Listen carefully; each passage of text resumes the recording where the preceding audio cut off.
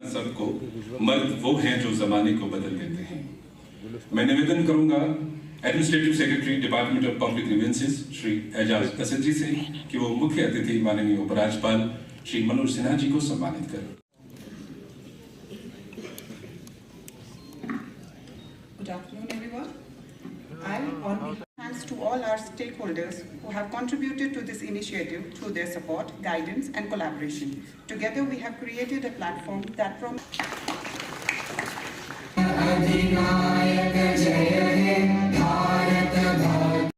फिर वो घूमते घामते वहाँ बेसिक शिक्षा अधिकारी होता है जो प्राइमरी एजुकेशन।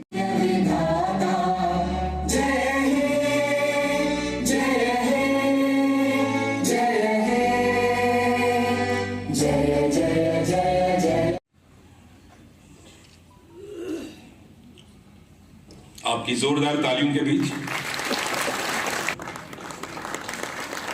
बहुत शुक्रिया सर। श्री एजाज असद जी,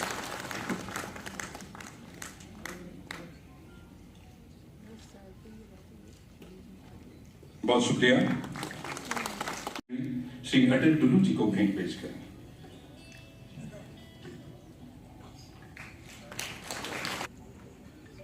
श्रीमती नरेंद्र जी से दोबारा निवेदन है कि वो सेक्रेटरी DARPG श्री वी श्रीनिवास जी को।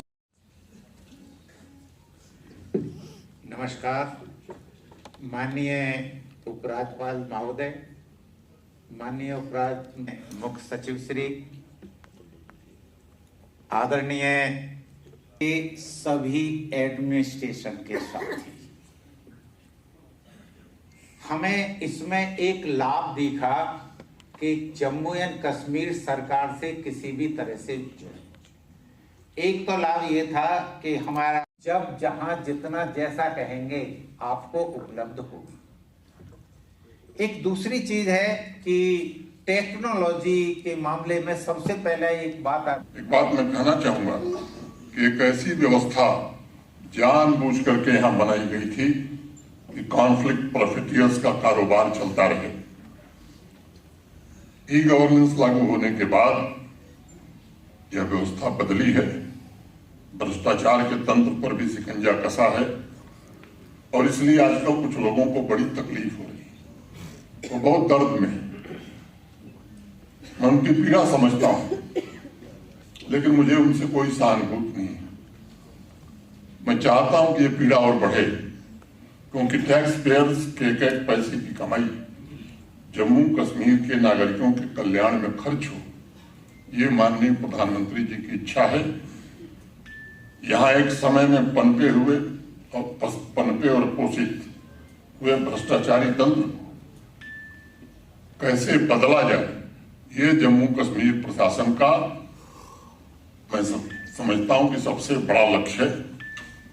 प्रोजेक्ट अप्रूवल से लेकर इम्प्लीमेंटेशन में बेहतर पारदर्शिता की वजह से आम नागरिकों और प्रशासनिक मशीनरी में आपसी विश्वास, ट्रस्ट का भाव पैदा हो रहा है और ये प्रयास निरंतर प्रशासन कर रहा है कि इंक्लूसिवनेस, ओपननेस, रिलायबल और पीपल सेंट्रिक व्यवस्था कैसे कायम की जा सके, जिसमें हर एक व्यक्ति की सहूलियत, ईज ऑफ लिविंग को प्राथमिकता मिले। मेरे लिए व्यक्तिगत प्रसन्नता की ये बात है कि जम्मू कश्मीर का प्रत्येक नागरिक अपने सपनों और आकांक्षाओं को जीने की कोशिश कर रहा है और मैं मानता हूं कि प्रशासन के हमारे सभी साथियों की ये सबसे बड़ी उपलब्धि है। मैं पुनः एक बार जेके समाधान पोर्टल एवं समाधान ऐप ये है कि अब उन्हें भी मॉनिटर किया जा सकेगा जो सिस्टम की मॉनिटरिंग के लिए जिम्मेदार है। इस दृष्टिकोण से देखा जाए तो जेके समाधान नागरिकों को एम्पावर करेगा, एडवांस मॉनिटरिंग एनालिटिकल कैपेबिलिटी के द्वारा गवर्नेंस में काफी सुधार लाए, संबंधित नीतिगत निर्णय लेने में बिना किसी भेदभाव के समाज के हर एक वर्ग की आवाज सुनी जा सकेगी। गांव देहात में कहावत कही जाती है कि रात भर बारिश हो रही हो, लेकिन अगर बाल्टी उल्टी पड़ी हो तब एक बूंद जल भी उसमें संचय नहीं होता है। उस बाल्टी के लिए बारिश का कोई अर्थ नहीं होगा। गवर्नेंस में भी आम जनता की आवाज वही बारिश की बूंदें हैं।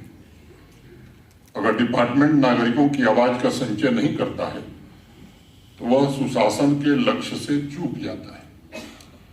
और इसलिए मैं बार बार कहता भी हूं और मानता भी हूं कि गवर्नेंस में जनता की आवाज सुनना सबसे महत्वपूर्ण एस्पेक्ट है और प्रशासनिक अधिकारियों के लिए मैं समझता हूं यह सबसे महत्वपूर्ण स्किल भी है। आम नागरिकों की आवाज सुनना, उनके मुताबिक कार्रवाई करना और अपने काम पर आधारित फीडबैक के लिए तैयार करने का मतलब है कि आपके भीतर एडमिनिस्ट्रेटिव लीडरशिप कैपेसिटी भी विकसित हो रही है।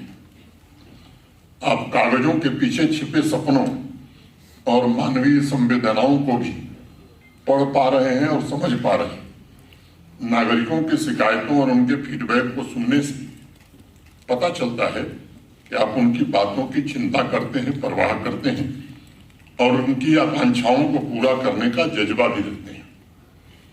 डिजिटल एरा में विभिन्न मैकेनिज्म द्वारा नागरिकों से सीधा संवाद और उनकी समस्याओं को सुलझाने की प्रक्रिया प्रशासनिक नेतृत्व के लिए मौलिक है, जिससे विश्वास का माहौल बनाने तथा ग्राउंड रियलिटी को समझने में भी मदद मिलती है।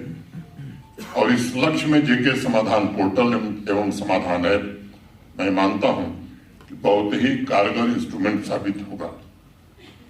साथियों, हमारे देश के संविधान में अनुच्छेद 30 में मुख्य रूप से 3 लक्ष्यों पर प्रमुखता से प्रकाश हमारे संविधान निर्माताओं ने डाला है। पहला लोकहित, दूसरा लोक कल्याण और तीसरा था लोक उन्नति, वेलफेयर, प्रॉस्पेरिटी एंड प्रोग्रेस।